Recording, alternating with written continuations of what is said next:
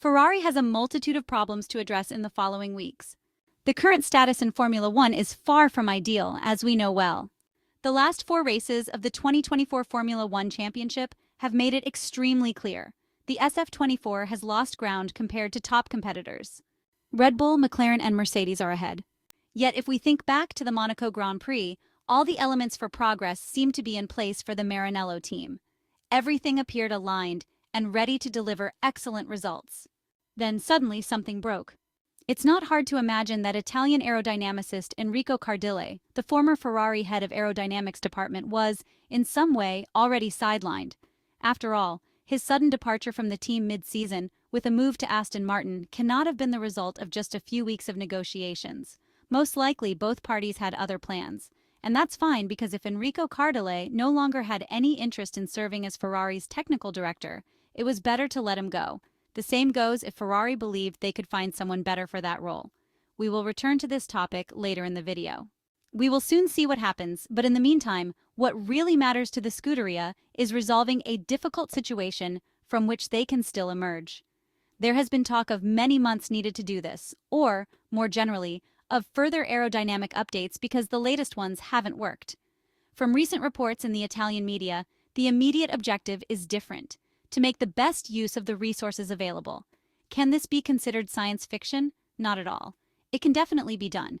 It just requires a necessary technical awareness, namely by understanding how the new floor works, the more streamlined side pods, the medium-high downforce rear wing, for which data is still limited, and generally the ability to put everything together.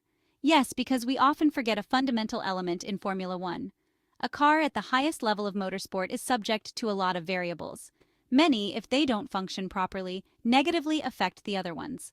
This is why the vision must be comprehensive, holistic. Ferrari has been working on this for several days, and just last week, there have been several meetings within the sports management.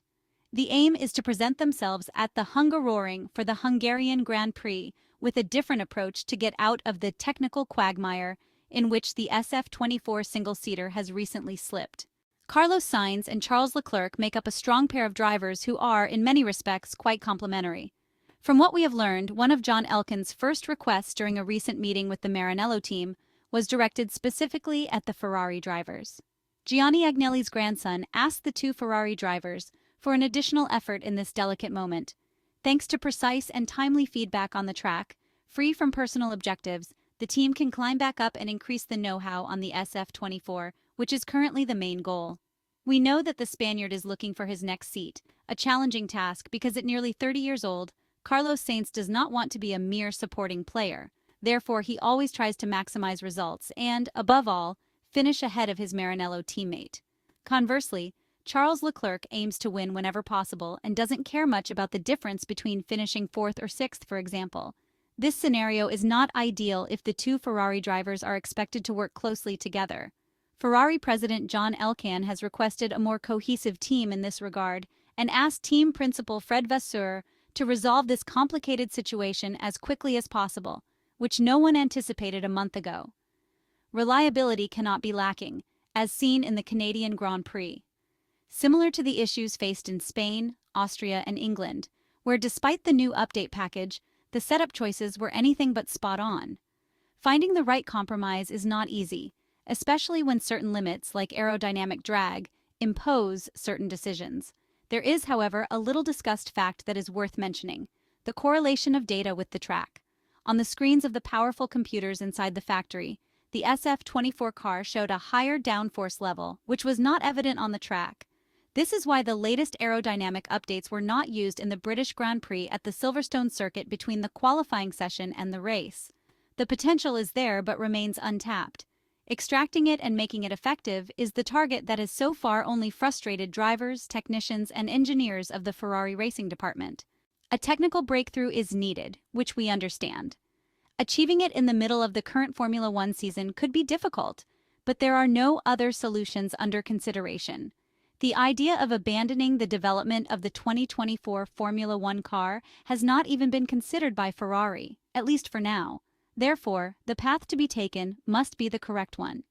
The initial goal is to perform precise work to make sense of the collected data, a scenario that has not materialized in the last 3 rounds of the championship. To do this, Ferrari must necessarily achieve balance in the car's setup. This refers to a factor that was more than evident up to the 8th World Championship event on the streets of Monaco. Until then, the SF-24 was capable of going on track and performing well because the baseline setup built in the driver-in-the-loop simulator within the factory was always very good. The famous working point of the car, in short, has somehow been lost. It is not just about new car parts, but about regaining the balance that the car needs. Looking back on July 8th, that was the day Ferrari announced the departure of Enrico Cardile. The Italian engineer has decided to join Aston Martin, which will be able to install the Honda power unit under its hood from 2026. This engine, even if under a false name, is propelling Max Verstappen towards his 4th world title. We don't want to talk about other competitors. We prefer to focus on what is happening within Ferrari. Enrico Cardile's departure opens up a rather worrying scenario. The Italian engineer leaves, and his role as head of the chassis area is taken over by Vasseur. Since we will be making strong assumptions, we want to preface this. The French manager graduated from the Estaca Engineering School in 1996.